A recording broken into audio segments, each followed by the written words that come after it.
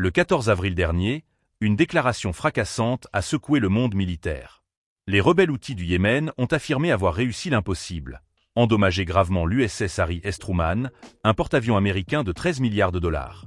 Si cette information était vraie, cela marquerait la première fois depuis la Seconde Guerre mondiale qu'un porte-avions américain subit des dégâts en combat. Une révélation qui pourrait complètement bouleverser l'équilibre des forces au Moyen-Orient. Mais attendez, quelque chose ne colle pas dans cette histoire. Alors que les médias du monde entier relayaient cette information explosive, des questions troublantes ont commencé à émerger. Les satellites continuaient de montrer le Truman en parfait état opérationnel. Les pilotes américains célébraient tranquillement Pâques sur le pont du navire supposément détruit. Et le Pentagone restait étrangement silencieux sur cette prétendue victoire des Houthis. Alors, que s'est-il réellement passé? Plongeons dans les coulisses de ce qui pourrait être l'une des plus grandes opérations de désinformation militaire de ces dernières années. Tout a commencé par une revendication audacieuse.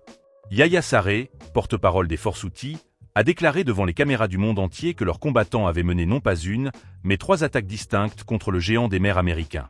Leur arsenal? Des missiles Qud-4, capables de parcourir plus de 2000 km avec une précision meurtrière, couplés à des drones Samad 3, ces machines de guerre silencieuses et difficiles à intercepter. Cette stratégie représentait l'essence même de la guerre asymétrique moderne. Utiliser des armes relativement peu coûteuses mais redoutablement efficaces pour défier la puissance militaire la plus avancée au monde. Avec le soutien technologique et financier de l'Iran, les Houthis semblaient avoir trouvé la formule pour tenir tête à l'Amérique. Mais voici où l'histoire devient fascinante. Moins de 48 heures après ces déclarations tonitruantes, les images satellites de l'Agence spatiale européenne ont révélé une réalité tout à fait différente. L'USS Harry S. Truman naviguait paisiblement près des côtes yéménites, parfaitement opérationnel, ses systèmes de défense en alerte maximale. Le même jour, le commandement central américain a publié une déclaration qui a fait l'effet d'une douche froide sur les prétentions Houthis. Non seulement le Truman était intact, mais il opérait en formation avec l'USS Carl Vinson, créant une force de frappe aéronavale d'une puissance phénoménale dans la région. Mais le coup de grâce est venu du général Alex Grinkwich, directeur des opérations de l'état-major interarmé américain. Ces mots ont été sans appel. Les missiles Houthis ont manqué leur cible de plus de 160 km. Avec un tel niveau d'incompétence démontré, il est difficile de prendre au sérieux leurs revendications. 160 km. Imaginez, c'est comme tirer sur Paris depuis Reims et prétendre avoir touché la tour Eiffel. Cette distance révèle un gouffre béant entre les ambitions Houthis et leur capacité réelle sur le terrain. Pendant que les titres dramatiques faisaient la une mondiale, la réalité était beaucoup moins spectaculaire.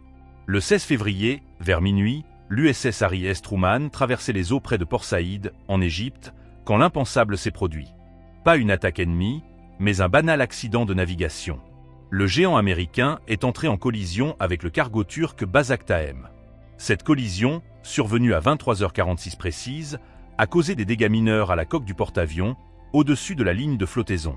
Aucun système critique n'a été affecté. Pas d'incendie, pas d'explosion, pas de héros tombés au combat. Juste un accident maritime comme il s'en produit des centaines chaque année dans les eaux commerciales mondiales. Le commandant Timothy Gorman, porte-parole de la 6e flotte américaine, a confirmé que le navire n'a jamais été en danger. Les réparations, effectuées dans un port grec, ont duré exactement 8 jours. Le 24 février, l'USS Harry S. Truman reprenait la mer, aussi redoutable qu'auparavant. Mais pourquoi cette manipulation de la vérité est-elle si importante?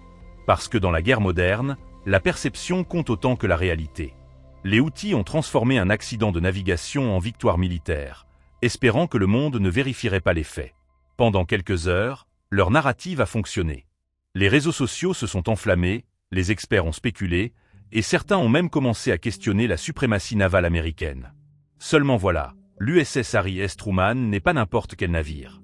Ce mastodonte de 100 000 tonnes représente l'aboutissement de décennies d'innovation militaire. Ces systèmes de défense multicouches peuvent intercepter simultanément des dizaines de menaces. Ces chasseurs F-A-18 Super Hornet et ces avions de guerre électroniques EA-18G Groulé forment l'une des forces aériennes les plus létales au monde.